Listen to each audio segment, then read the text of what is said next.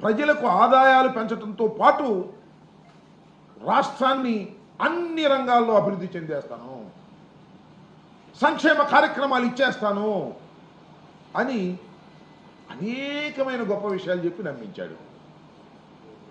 సంవత్సరం అయింది అధికారంలోకి వచ్చి.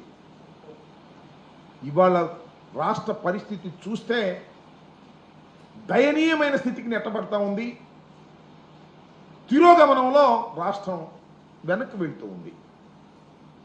చంద్రబాబు నాయుడు గారు వచ్చిన దగ్గర నుంచి జగన్మోహన్ రెడ్డి గారి మీద ఏం బురద జల్లుదాం, ఆయన ఏ విధంగా వ్యక్తిగత హననాన్ని చేద్దాం, జగన్మోహన్ రెడ్డి గారి రాజకీయ పార్టీకి సంబంధించినటువంటి వ్యక్తుల మీద ఏ విధంగా క్రిమినల్ కేసులు పెడదాం, వేధిస్తాం, జగన్మోహన్ రెడ్డి గారు చుట్టుపక్కల ఉన్న వారి మీద లేనిపోని కేసులు పెట్టి ఆ కేసుల్లో విరికించి వేధించి భయపెడదాం అనే ఒక రెడ్ బుక్ రాజ్యాంగాన్ని ఆయన అమలు చేస్తున్నాడు.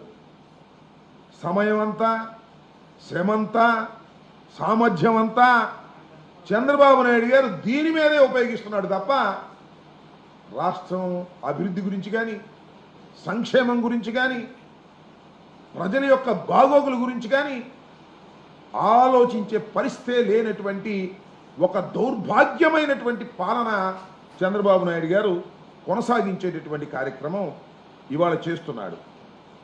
ఇవాళ మనం చూస్తే ఎంత దుర్మార్గం అంటే, బాలాజీ గోవిందప్ప అరెస్ట్ చేశారు మైసూర్లో. చంద్రబాబు నాయుడు గారి ప్రభుత్వం కోర్టులో హాజరుపరిచారు, రిమాండ్లోకి వెళ్ళారు.